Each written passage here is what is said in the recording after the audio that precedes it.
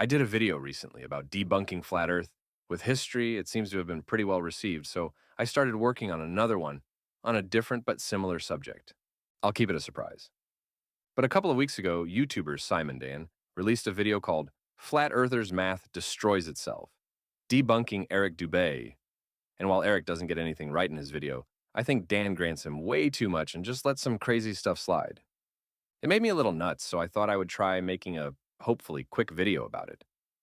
I'll link Dan's video here and in the description so you can watch it before you watch this one if you want.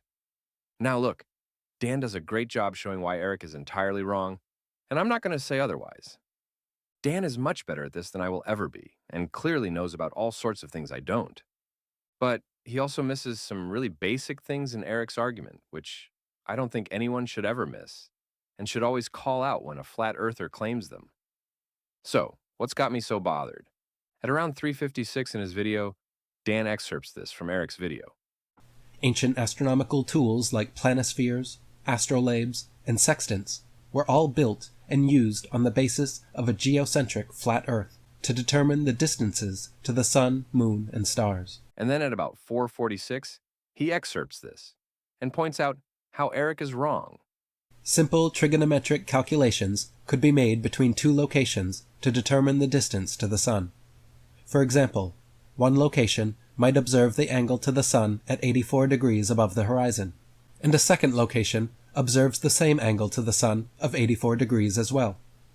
Using an established baseline distance of 500 miles for our example, they could triangulate the distance to the sun from each observation point. With the distance between the two observers known to be 500 miles, trigonometry can calculate the distance to the sun.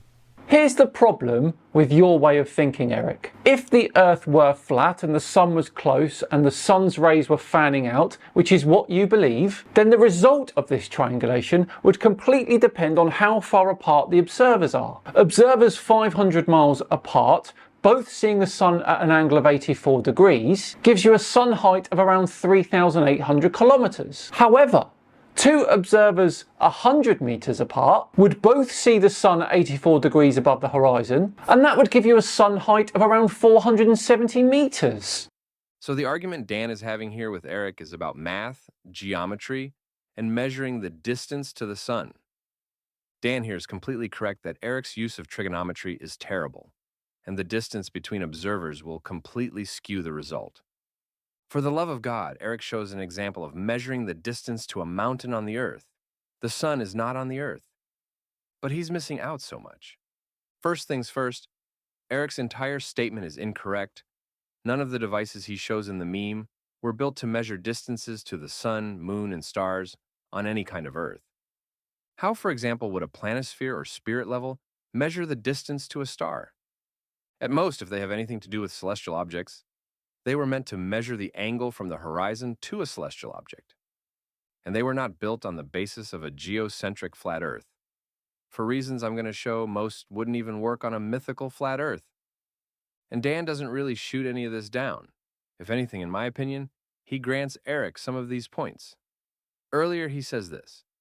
Planispheres, astrolabes, and sextants were indeed valuable astronomy tools, but none of them require a flat Earth to function. I don't want to be a semantic dick here, but I think this is completely the wrong thing to say. Planispheres, astrolabes, and sextants were all made by people who knew the Earth was a globe. There is nothing flat Earth about them. To be absolutely fair, Dan says a lot more than just this. And it's all correct. Please watch his entire video. But he does say it, and I'm trying to make as short a video as possible here. So to show just how absolutely wrong this is, and how Dan isn't even scratching the surface of how wrong Eric is, let's talk about celestial navigation and the sextant. I am not an expert on celestial navigation. If I've ever held a sextant in my hands, I probably asked myself, how the hell do you use this thing? But I understand the basics and I can follow some simple instructions. I'm going to be using the work of Dominique Prenay. You can find links in the description to his excellent webpage on marine navigation with lots of downloads and YouTube videos. We'll go through some slides from one of his presentations, explaining how you get your location from the measured angular altitude of a celestial object. Now, in order to make this work, you need 1. A celestial object to measure. 2. The horizon of the Earth, to measure the angle of the object from. 3. An accurate tool to measure with, a sextant being your best option. 4. An accurate date and time for where you are. 5. A current nautical almanac. And 6. A globe or appropriate projection map. You take the celestial object you're going to measure to the nautical almanac. With your accurate local date and time, you can then figure out the geographical position, GP, of the object on the Earth. As a globe is continuous, the horizon is a circle around the globe with the GP as its center. Measuring the angle from the horizon to the object with a sextant, you get H. Because we know the rays of the object are parallel, we know that the angle we are measuring at the horizon is the same angle of the rays passing through the GP. Therefore, using H and the known circumference of the Earth, you can then calculate the radius of a circle of position. Draw this circle with the GP as a center on a globe or map. You are somewhere on that circle of position. Do this 2 more times with 2 more objects, and where those 3 circles intersect, that's your position. If you can only make 2 observations, you'll have 2 intersections.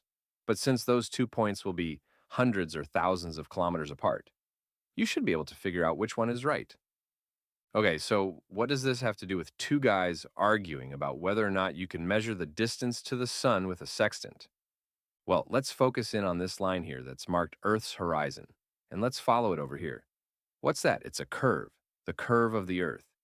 Because as the diagram and any understanding of physical reality shows, without the curve of the Earth, you don't get a horizon. The horizon is the point at which the curve of the Earth obscures your view beyond it. This procedure for finding your location can't possibly work unless the horizon is a predictable feature you can measure an angle from. On a globe, the horizon is always the same because the curve is continuous. You can't change the horizon with a telescope or binoculars or the sight on a sextant. You can only bring it into better focus, therefore predictable and continuous. On a flat Earth, by definition, a horizon would not exist, and whatever you perceive as the horizon on an imaginary flat Earth would change with magnification. Therefore, neither predictable nor continuous. There would be nothing to measure the angle from. And yes, I'm aware you can use an artificial horizon with a sextant when sighting the sun, but that requires extra calculation and works because the rays of the sun are parallel, something the flat Earth rejects.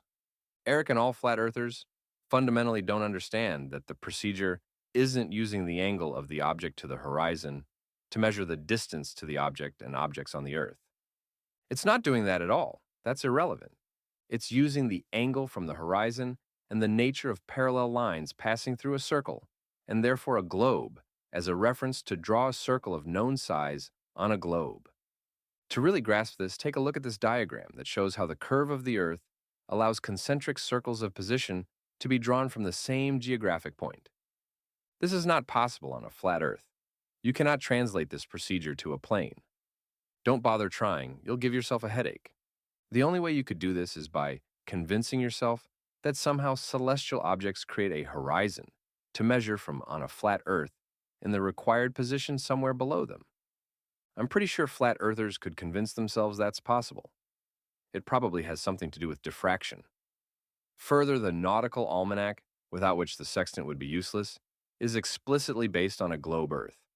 All the observations it's based on were made using globe Earth principles, and all the calculations used to produce it from year to year are based on a globe Earth.